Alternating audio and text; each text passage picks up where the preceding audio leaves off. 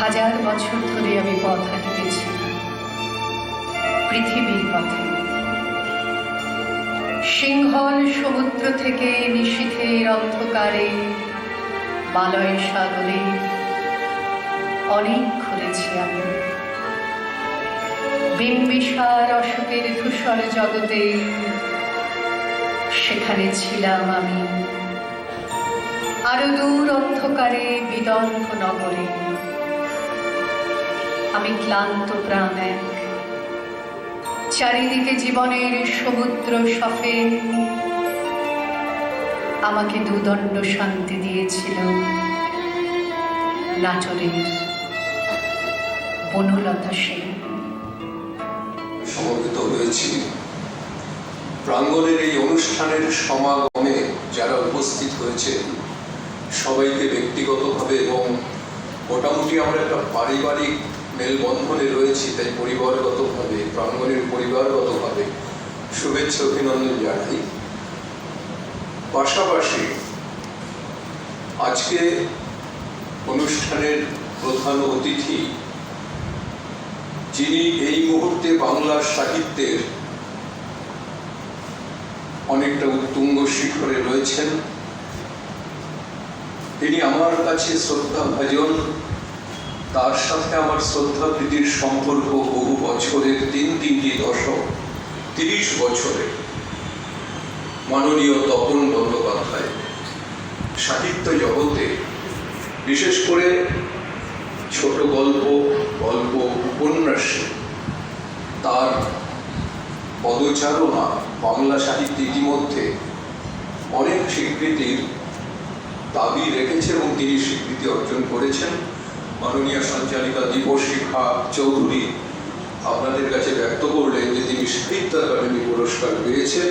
এছাড়া দেশ বিদেশের, আমাদের জেলার, বিভিন্ন প্রদেশের, ভারতের অসংখ্য পুরস্কার তিনি অর্জন করেছেন। তার সম্বন্ধে বলতে হবে এই কারণে, তার মতো নির্বিবাদী, নিরহংকারী, কেউ বা লিখছে গদ্য পদ্য বিবর্ণ রং বহুরূপী। তুমি তো ছিলে অন্তরালে অভিমানে পুরে বহুকাল, অনেক লিখেছ গদ্য পদ্য, ওরা পাশাপাশি একক, জীবন জুড়ে স্মৃতি জাগানিয়া। আমি জানি তুমি লেখক। পাতার বেলার পুকুর দিয়ে চিরচেনা সে মুখ, সেই সে মুখে লেগে আছে আহা সুদিনের চিরসুখ। শতবর্ষে সবাই বুঝি হয় যাযাবর পাখি, যে যায় সে আসে ফিরে, তোকে তাকে বেঁধে রাখি। তোমার কথা তোমাকে নিয়ে জানা শোনা আজও সীমিত, কবিতা যেমন জেগে জাগায় জীবনানন্দ জীবিত।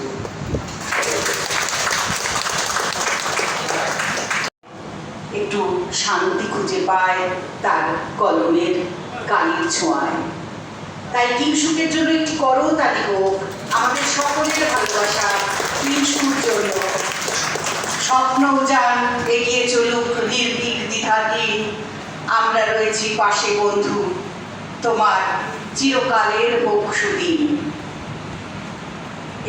পত্রিকার সম্পাদক কিংসুক রায় মহাশয়, সহ সম্পাদিকা অনিতা রায় মুখার্জি মহাশয়া, মঞ্চে উপস্থিত অতিথিবৃন্দ এবং সভায় নবীন কবি যারা আছেন, সবাইকে আমার শুভেচ্ছা নমস্কার জানিয়ে আমি একখানা কবিতা আজকের সমাজ পরিবেশ পরিবার নিয়ে লিখেছি, যেটা আজকের ছেলেরা বাবা মায়ের সঙ্গে কেমন ব্যবহার করে চলেছে সেটা নিয়ে লেখা।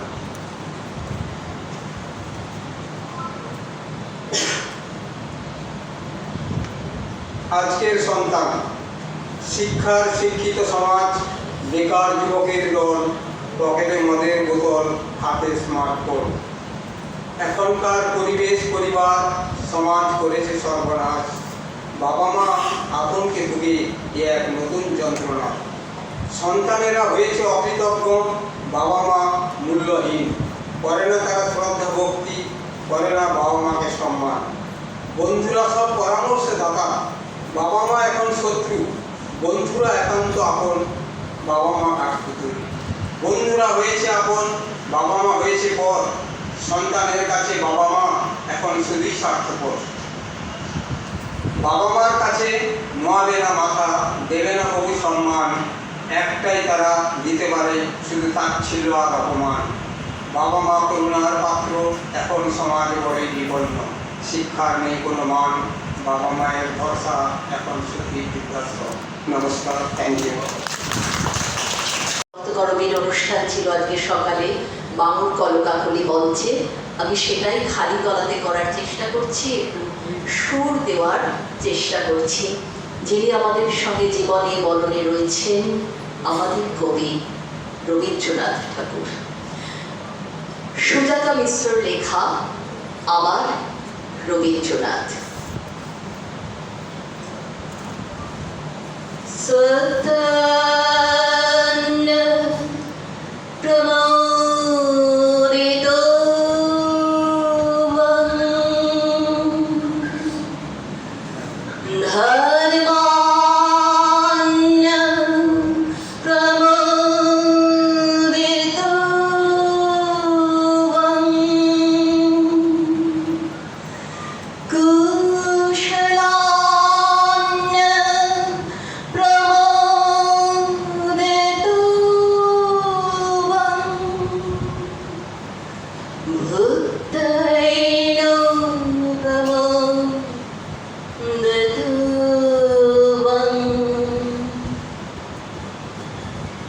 বাবা বললেন, এই হোক তোমার জীবনের মূল মন্ত্র। সামনে প্রদীপ জ্বলছিল। সত্য স্নান করে বাবা আর আমি বসে আছি ঘরের কোণায়। বাবা আমায় দীক্ষিত করবেন, আমায় শিক্ষিত করবেন, এটাই এ বাড়ির রীতি। বাড়ির ছেলেমেয়েরা একটু বড় হলেই বাড়ির গুরুজনেরাই তাদের কানে প্রবেশ করিয়ে দেন জীবনের মন্ত্র। আমি তখন পঞ্চম শ্রেণী। বাবা আমার কোলের উপর রাখলেন রবীন্দ্রনাথ, বললেন, প্রণাম করো, ইনি তোমার গুরু। আমি রবীন্দ্রনাথ এবং বাবা দুজনকেই প্রণাম করলাম, জিজ্ঞাসা করলাম, ইনি সব বাবা? বাবা হাসলেন, বললেন, বড় হও, বুঝবে। আমি রবীন্দ্রনাথ পড়তে পড়তে, রবীন্দ্রনাথ শ্রদ্ধা করতে করতে নবম শ্রেণীতে যখন আমার পায়ের পাতায় বসন্তের ঢেউ লাগলো, কানের সামনে মুখ দাবি সে গাইল, ঈশ্বরের কাছে দূরে জলে স্থলে বাজায় বাজার বাঁশি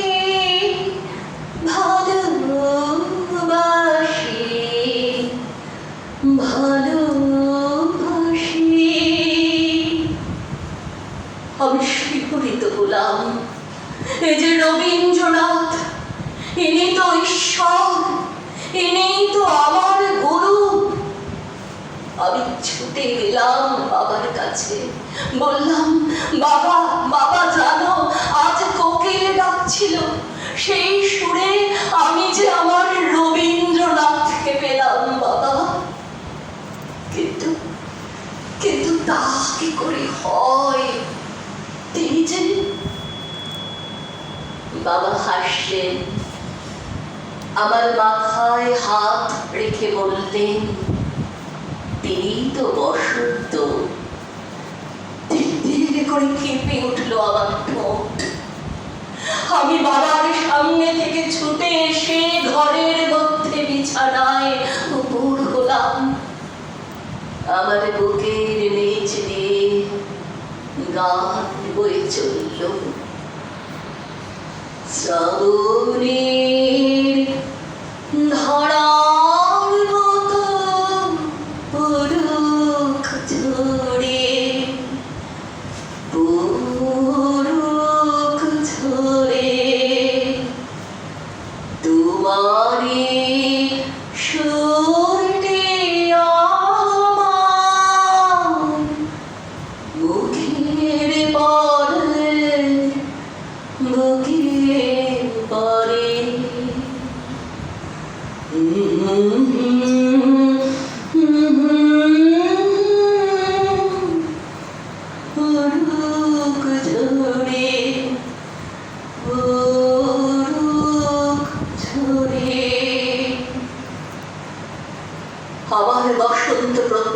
গবেষক হয়ে বিদেশ চলে গেল। তার শিকার প্রবেশ করলো সেখানে, তার কোকিল রবীন্দ্রনাথ ভুলে গেল। আমি কেঁদে পড়লাম বাবার কাছে, বাবা বাবা কেন হলো, আমি যে নিঃস্ব হয়ে গেলাম বাবা। বাবা আমার মাথায় হাত রাখলেন, বললেন আছে দুঃখ, আছে মৃত্যু, আর আছে শক্তি।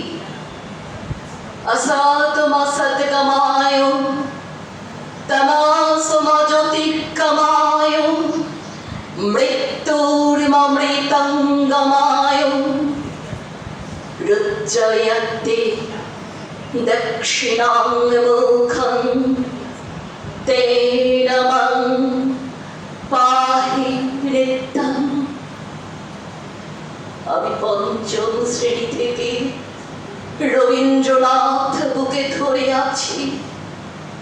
বাবা বলেছিলেন বড় হও, বুঝবে। আমি আজও বড় হয়ে চলেছি। আমার বাড়িতে প্রদীপ জ্বালিয়ে রবীন্দ্রনাথের সামনে প্রণাম করেছি। দিক প্রহরে বুকে জড়িয়ে ধরেছি সঞ্চয়িতা। গভীর রাতে গীত বিতানের সুর ভিজিয়েছি বিষাদের অশ্রুতে। আবার বুকের গহনে সোনার তরি ভেসে যাচ্ছে আজও। পাকা ধানের খেতে দুলছে শিশির, দুলছে আকাশ। কুলে একা বসে আছি আমি আর রবীন্দ্রনাথ, আমি আর রবীন্দ্রনাথ। আপ্লুত এ সমস্ত গুণী মানুষজনের সঙ্গে এলো আমার মনে কোন সে কবির ছন্দ বাজে ঝড় ঝড় বলে সবে বহু যুগে ও হতে আসা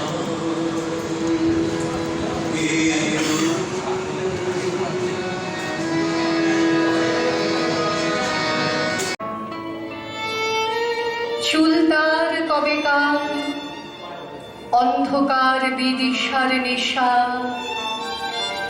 মুখ তার শ্রাবস্তির কারুকার্য। অতি দূর সমুদ্রের পর হাল ভেঙে যে নাবিক হারায়েছে দিশা। সবুজ ঘাসের দেশ যখন সে চোখে দেখে দারুচিনি দ্বীপের ভেতর, তেমনি দেখেছে তারে অন্ধকারে। বলেছে সে, এতদিন কোথায় ছিলেন? পাখির নেড়ের মতো চোখ তুলে নাটোরের বনলতা সেন। সমস্ত দিনের শেষে শিশিরের শব্দের মতন সন্ধ্যা আসে। ডানায় রৌদ্রের গন্ধ মুছে ফেলেছি। পৃথিবীর সব রং নিভে গেলে পাণ্ডুলিপি করে আয়োজন। তখন গল্পের তরে জোনাকির রঙে ঝিলমিল। আচ্ছা দিদি, তুমি যে এত সুন্দর একটা স্মারক পেয়েছো, তোমার কবিতা তুমি লিখে এত সুন্দর একটা সম্মান পেয়েছো, তুমি সার্টিফিকেট পেয়েছো, তোমার বইতে কবিতা লেখা বেরিয়েছে। হ্যাঁ, যে এইরকম একটা সুন্দর দিনে তুমি তোমার সুন্দর ফিলিংটা আমাদের সঙ্গে যদি শেয়ার করো। ফিলিং তো ভীষণই আনন্দ লাগছে। আর তারপরে এটা আজ থেকে আজ নতুন নয়, বাবার মানে ভীষণ উদ্যোগ ছিল বাবার যে আমি লিখি। বাবার সাথে এই বরুণ চক্রবর্তী মহাশয় উনি আমাকে চিনতে পেরেছেন। আমি উল্কা আর আলোর মুখোমুখিতে যখন লিখেছিলাম তখন বলে তুমি আগে লিখেছো আলোর মুখোমুখি উল্কাতে। উনি সম্পাদক মহাশয় মানে ভীষণ আমার লাগছে যে বাবা মানে নেই আজকে। মানে তুমি ফিল করতো যে বাবা আজকে থাকলে বাবা খুবই খুশি হতেন? ভীষণ বাবা খুশি হতো, মানে বাবা তো সবসময় বলতো যে লিখে যা, থামাবি না, লেখা যেন না থামে। তাই তো। হ্যাঁ, এছাড়া আমার বোন ভীষণভাবে মানে আমি যখন লিখতে বসেছি, ও যদি জানতে পারে যে আমি লিখছি ও ফোন কেটে দেয়, তুই আর লেখা শেষ কর। এছাড়া আমার সন্তান 2 ছেলে, আমার স্বামী, আমার ভাই, ওরা অপটু হাতে ভাত বেড়ে নেয়, আমাকে কোনো ডিস্টার্ব করে না। মানে ওদের সকলের সাহায্যে আজকে আমি এই জায়গায় পৌঁছাতে পেরেছি। আমি খুবই আপ্লুত, খুবই আনন্দিত। সকলকে আমার প্রাঙ্গণে সকলকে আমি ধন্যবাদ জানাচ্ছি। মানে বলার ভাষা নেই, আমি তুমি এত আনন্দিত যে তুমি মানে পাচ্ছি না, ভাষায় প্রকাশ করতে পারছো না। ভীষণ আমাদের সকলের তরফ থেকে তোমাকে অনেক অভিনন্দন এবং শুভেচ্ছা জানাচ্ছি। আগামী পথগুলোতে তুমি আরো সুন্দর করে উজ্জ্বলভাবে এগিয়ে চলো। আর একটা ঘোষণার মতো করে রাখছি যে 24শে জুলাইতে আর একটা আমার বই বেরোচ্ছে এবং তারপরে আবার একটা বই বেরোবে। সেই আগে আগাম আমি বলে রাখলাম। হ্যাঁ, এই নলিনী গুহ, এই সভা বিপ্লবী নলিনী গুহ, এই সবাই এখানে 24শে জুলাইটা আর একটা সামনে অনুষ্ঠিত হবে। হ্যাঁ, অনুষ্ঠিত হবে। ভীষণ আনন্দ লাগছে। সকলের মানে শুভকামনায় আজকে আমি এই জায়গায় পৌঁছতে পেরেছি। ভীষণ তাদের ধন্যবাদ। দিদি তোমাকে অনেক শুভেচ্ছা জানাচ্ছি। শুভেচ্ছা দিয়ে আমি আজকে তোমার এই ছোট্ট ইন্টারভিউটা কমপ্লিট করছি। নমস্কার, আমি তেজস্বী সেনগুপ্ত। আমি সকলকে প্রণাম জানিয়ে আমার একটি কবিতা লেখা যে পাঠ করে শোনাচ্ছি। বিসর্জন। মাটির প্রতিমাকে পুজো করো, আর রক্তের মানুষের প্রতিমার বেলায় অনাচার অত্যাচার করতে খুব ভালো লাগে, তাকে কষ্ট দিতে একটুও বাধে না। আর মাটির প্রতিমার কাছে চাও আশীর্বাদ। মাটির প্রতিমাকে ধুমধাম করে উৎসবে আলোতে সাজাও, ঘরের প্রতিমা চায় বৃদ্ধাশ্রমে। মাটির প্রতিমার বিজয় কথা শুনি, তার সংগ্রামের কথা শুনি, কিন্তু ঘরের প্রতিমা সংগ্রামের কিছু না। তাকে পদতলে রাখতে খুব ভালো লাগে, তার রূপ যৌবন খেলার বিষয়। তাকে অত্যাচার করে পুড়িয়ে মারো, তবে ওদের সোজা দেখা। বিসর্জন দাও কু আত্মা, বিসর্জন দাও কু মানবিকতা, বিসর্জন দাও কু নজর, বিসর্জন দাও কু লোক ওই হায়নাতে, যারা নারী শব্দের অর্থ বোঝে ভোগ্যপূর্ণ, নির্লজ্জের মতো চুরি করে বিশ্বাস, অ্যাসিড ছুঁড়ে মেরে শরীরটাকে নষ্ট করে ফেলে। বিসর্জন করি সেই সব প্রথা।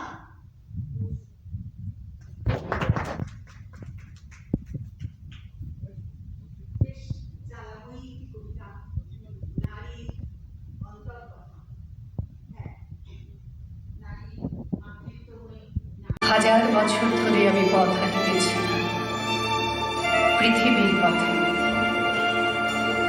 সিংহল সমুদ্র থেকে নিশীথের অন্ধকারে মালয় সাগরে অনেক ঘুরেছি আমি।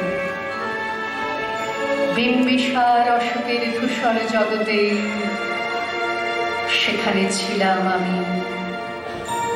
আরো দূর অন্ধকারে বিদর্ভ নগরে আমি ক্লান্ত প্রাণ এক। চারিদিকে জীবনের সমুদ্র সফে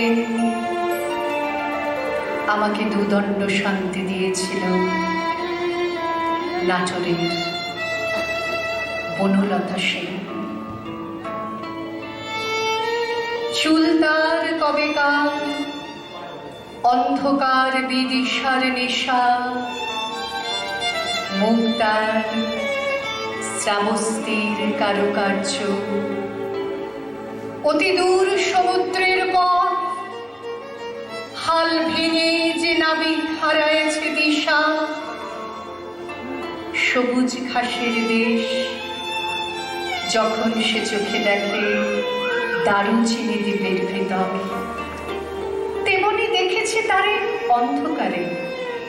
বলেছে সে, এতদিন কোথায় ছিলেন?